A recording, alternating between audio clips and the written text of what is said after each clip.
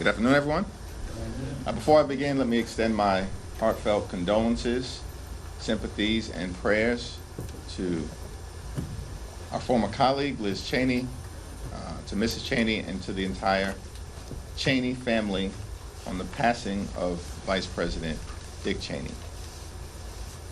I also want to acknowledge today, of course, is Election Day, and just to encourage the American people to go out and exercise your right to vote, exercise the franchise, exercise your voice, wherever you may be, all across the country. It's our country, it's our democracy, it's our successful experiment in self-government, and it only works if the American people participate. Despite all of the efforts from the other side of the aisle to engage in misdirection, lies, voter suppression, and obstruction, the will of the American people is going to prevail today. Here in America, the cost of living is way too high. Donald Trump and Republicans promised that they were going to lower costs on day one. But costs aren't going down, costs are going up. The Trump tariffs are making life more expensive for everyday Americans by thousands of dollars per year. Inflation on the way up.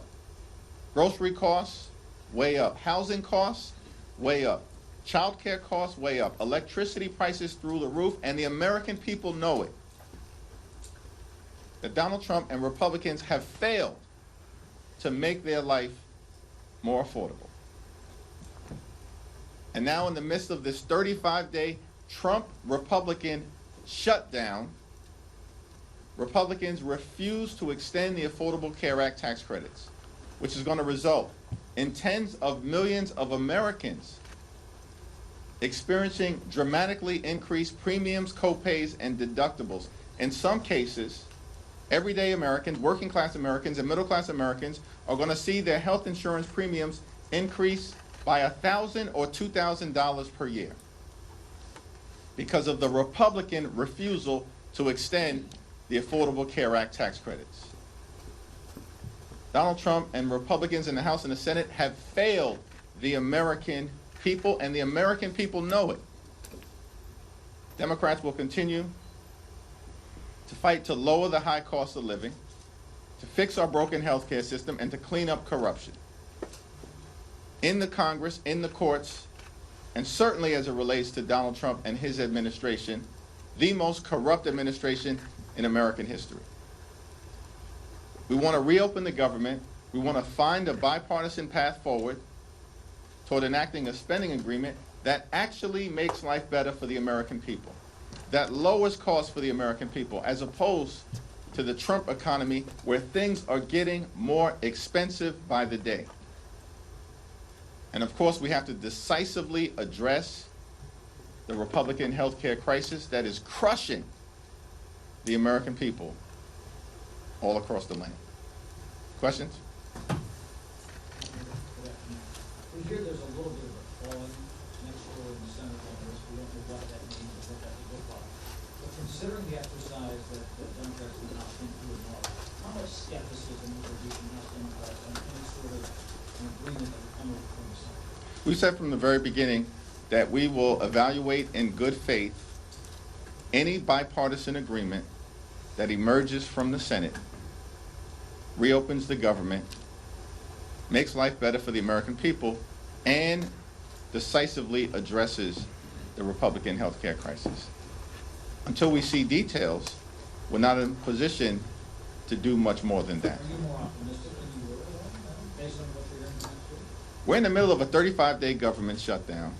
Donald Trump is unlawfully withholding billions of dollars in SNAP benefits from 42 million Americans and 16 million children. There's nothing to be optimistic about relative to the cruelty and the pain that Donald Trump and Republicans continue to inflict on the American people. There's nothing to be optimistic about when it comes to the fact that Donald Trump shut the government down.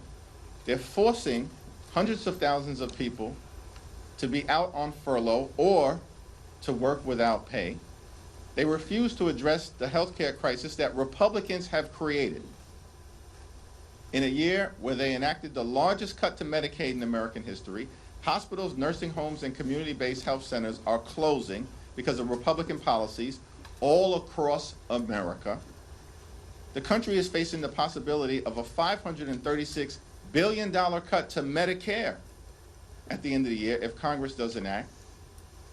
And Republicans are refusing to extend the Affordable Care Act tax credits because they would rather gut the health care of the American people. There's nothing to be optimistic about because of what Trump and Republicans have done to this country. They've gone way too far, and the American people know it, and the results today are going to decisively reflect that fact. Can I follow up? Sort of finer point on that. You said in September, any agreement related to protecting the health care of the American people has to be ironclad in legislation. It does not sound like whatever agreement comes out of the Senate will be in legislation. Will you accept something that is a handshake deal? It's the same answer that I just gave. I know that a filibuster is a Senate mechanism, but President Trump has repeatedly, recently and this morning called for Senate Republicans to abolish the filibuster, cast the CR with a simple majority, and also a host of other Republican priorities.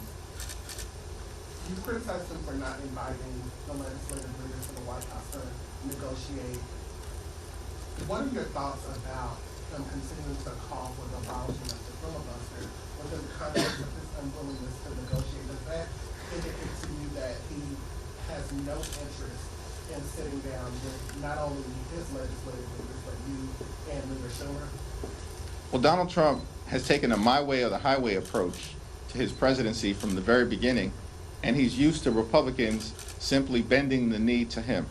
Because these Republicans on Capitol Hill, on the House side and on the Senate side, they don't work for the American people. They work for Donald Trump. And so he's going to continue to make his position clear until they eventually cave, which is what they always do. Because Republicans in this Congress have been nothing more than a reckless rubber stamp for Donald Trump's extreme agenda. And Donald Trump keeps making the point that Republicans have shut the government down, and they're the only ones that have the power to open it up.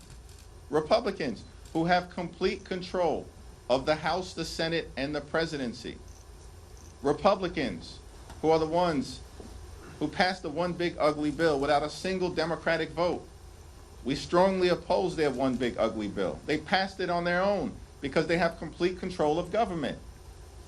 And in that one big ugly bill, they enacted the largest cut to Medicaid in American history, ripping health insurance away from 14 million Americans. And at the same time, they cut $186 billion from SNAP. That's the largest cut to nutritional assistance in this country's history. They literally, in July, ripped food from the mouths of hungry children, seniors, and veterans. And all of this was done so that Republicans could provide massive tax breaks to their billionaire donors in their one big ugly bill. And they did it on their own, my way or the highway, in terms of jamming extreme Republican ideology down the throats of the American people. And so Donald Trump expects to see more of the same from the puppets that are Republicans in the House and the Senate. You said that Republicans always cave. Leaders don't say that the votes are there to abolish the filibuster. Are you saying that ultimately Donald Trump's request or demands will win out? If history is any indication, ultimately, compliant Republicans in the Senate are going to cave to the demands of their puppet master, Donald J. Trump. This election cycle, Republicans have relied heavily on critical issues with the transitions. If they lose in Virginia and in New Jersey, what does that say to you about Republicans' reliance and dependence on communicating and messaging on transitions against Democrats? At this point, it's not a question of if Republicans are going to lose. I was in Virginia earlier today. I was in New Jersey over the weekend. I was in California a few weeks ago. They are going to lose because the American people know that Republican policies have failed them. And it starts with the economy, that Republicans promised to lower the high cost of living. But costs aren't going down in America. Costs are going up. The cost of living in this country is out of control. And Donald Trump has not done a damn thing to change it. And in the midst of this 35-day government shutdown, has spent multiple weekends on the golf course, holding let-them-eat-cake type of parties at his luxury resort in South Florida. Found $40 billion to bail out a right-wing wannabe dictator in Argentina, and yet Donald Trump can't find a dime to extend the Affordable Care Act tax credits or provide nutritional assistance to hungry children in America to ensure that they can put food on the table. The American people are smart. They see all of this happening in real time. And of course, what Republicans always do is try to distract the American people, as they've done in New Jersey and Virginia, and it will not be successful. It's over for these people. And we're going to see it today, and we're going to see it during the midterm elections next November. At this point, is a record-breaking shutdown a pattern of the Trump administration? It was a 35-day government shutdown during the first Trump administration. This is day 35 of the Trump Republican shutdown. Donald Trump and the Republicans cannot govern. These people are deeply unqualified. And they spent all of last year lying to the American people that they were going to lower the high cost of living, while at the same time distancing themselves from Project 2025.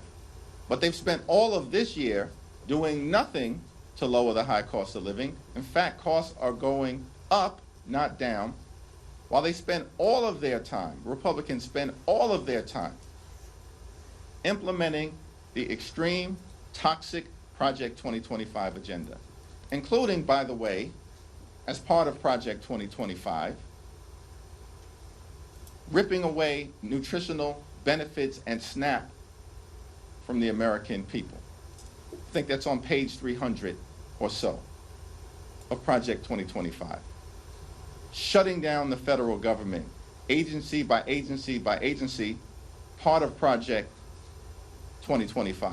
Gutting the health care of the American people, as Republicans have done all throughout this year, part of Project 2025. And so the dysfunction, the cruelty, the inability of Republicans to make life better for the American people is, of course, now on full display.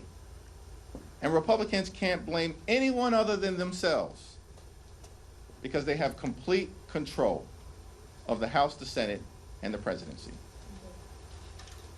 Thank you so much. On Sunday, you said in an interview that you did not agree that Zoran Mamdani was the future of the Democrat Party.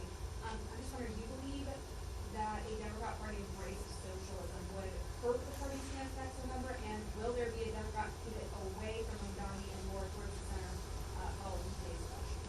What I made clear is that given the existential nature of Donald Trump, his policies, his cruelty, his failures, the assault on the economy, the assault on health care, the assault on veterans, the assault on farmers, the assault on nutritional assistance, the assault on law-abiding immigrant communities, the assault on the American way of life, the assault on voting rights, the assault on the rule of law, and Donald Trump and Republican assault on democracy itself, that the most significant thing that can be done is for Democrats to take back control of the House of Representatives next year, so we can end this national nightmare and begin the process of marching toward a more perfect union. That's why these elections are going to matter. The midterms will matter. House Democrats will matter in terms of getting this situation turned around. And that's not pillow talk, that's real talk. Yeah, Rep. Swazi and Gottheimer are working on a bipartisan ACA plan for income like that. Is that something that you support or encourage at all? I think the conversation that has been led by Tom Swazi is being done in good faith and is all part of an effort to address the Republican healthcare crisis and to find a bipartisan path forward. But at the end of the day, it's been my view from the very beginning that traditional House Republicans aren't serious about doing anything meaningful, and they never have been. And so while I'm convinced that Tom Swazi, of course, is a common sense leader, and hopefully the Republicans who are communicating with him will get serious this time. But what we have seen over and over and over again, this happened during the course of the One Big Ugly Bill, they made claims about positions that they were going to take, like never cutting Medicaid or protecting the clean energy tax credits or not ripping nutritional assistance away from children. And then when these so-called traditional conservatives, these swing seat Republicans, were ordered by their boss, Donald Trump, to bend the knee and vote for the One Big Ugly Bill, that's exactly what they did. And so I am hopeful that this time will be different. And Tom Swazi is a great leader and has articulated principles that are designed to try to find a bipartisan path forward in addressing the Republican healthcare crisis, particularly as it relates to extending the Affordable Care Act tax credits. But it seems to me more likely that if there's a bipartisan agreement to emerge, it will emerge from the Senate, not the House. Back up. Leader Jeffries, have the ICE agents who put hands on LaMonica McIver been identified to you? You avowed they have their names. They have not been identified to me yet. As part of the court case, it's our expectation that they will. Thanks. I have a question about California's Proposition 15 that appears poised to pass pretty comfortably today, and as that momentum has been building the past few weeks, we've seen Democratic efforts in other states reemerge to redistrict, like in Virginia. Has the positive response in California to that effort influenced kind of the efforts of Democrats across the country to go back at, some of these? We've been clear from the very beginning. I said it months ago, that Democrats would not let Donald Trump and Republicans gerrymander the national congressional map as part of their effort to rig the midterm election. We said it months ago. And that California would be the beginning, but that there would be a decisive Democratic response throughout America, from coast to coast, and at all points in between. And now, the American people can see that we absolutely are determined and committed to a continuing response that is decisive, that is immediate, that is forceful, and that is designed to ensure that there are free and fair elections in this country when it comes to deciding which party should control Congress in 2026. Democrats will not unilaterally disarm. Democrats recognize the moment that we're in, that the pushback will continue to be ongoing and forceful, and we will not allow Donald Trump and his Republican sycophants to undermine a free and fair national congressional map as part of his toxic effort to rig the midterm elections. If I said it, I meant it. Next question. Just like on ACA subsidies, do you believe that you would be able to keep the caucus together on the deal, a bipartisan deal for this on ACA subsidies? It does not include the permanent exceptions that you originally advocated for. As I've indicated, we are going to evaluate whatever is presented from the Senate. If it emerges in good faith, and in a bipartisan way, as long as it addresses the Affordable Care Act tax credit issue in some way, shape, or form. We are in open enrollment right now. Tens of millions of Americans are about to experience their premiums, copays, and deductibles skyrocket. It requires action. And what is clear is that Republicans increasingly understand that. Marjorie Taylor Greene for weeks has made that clear. 13 Republicans in the House wrote to Mike Johnson, the Deputy Speaker of the House, because apparently, according to Donald Trump, he's the Speaker of the House of Representatives. And they said that something needs to happen on the Affordable Care Act tax credits. And now we're seeing movement in the Senate, because apparently Senate Republicans recognize that something needs to happen as it relates to extending the Affordable Care Act tax credit. So we'll evaluate any agreement, if an agreement is presented to us, as a caucus, but not before that. Assuming that there is a bipartisan agreement in the Senate done in good faith, do you believe that President Council will be able to deliver that on his end in good faith? I think that depends on, whether Donald Trump orders him to do it or not. Thank you, Leader. So Congressman Chuy Garcia appears to be retiring, and it also appears that he waited up until the filing deadline to make this decision, thus paving the way for his chief of staff to have an uncontested primary. This is being called a machine tactic by some people in your own party. Do you have an issue with how this was done? I haven't had a conversation to evaluate the process that was utilized or to talk to Representative Garcia, so I'm not going to comment on it until I talk to him directly. Thank you, Mr. Leader. Multiple of your Democratic colleagues have said that they gave their October paycheck to charity or they deferred it completely, and last time we were asked this, you said you made a decision over last weekend. So I'm just going to ask you again, what did you decide to do with your paycheck from October? Did you not see that I answered that question, or are you just asking me to reiterate my answer? Because I did publicly make clear on Friday to my constituents and publicly that my paycheck has been withheld.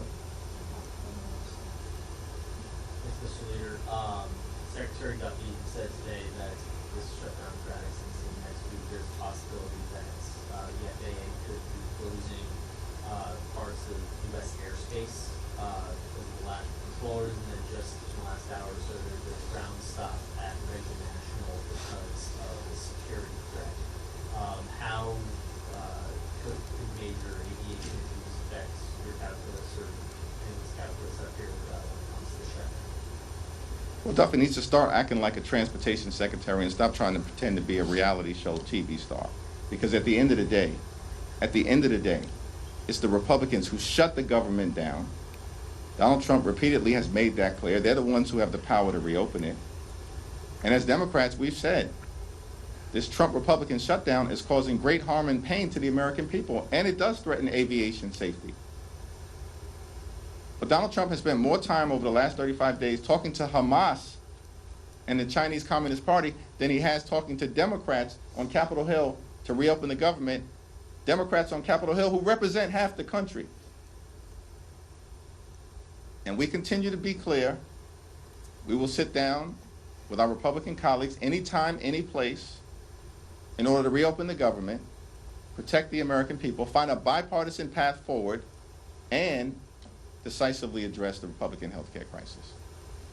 Mr. Leader, I just wanted to ask when was the last time you spoke to Speaker Johnson about the current shutdown situation, and has the shutdown impacted your relationship with him at all? Do you still have that kind of forward-looking relationship that you said you had in the past? We had a brief conversation last week. Thank you, everyone.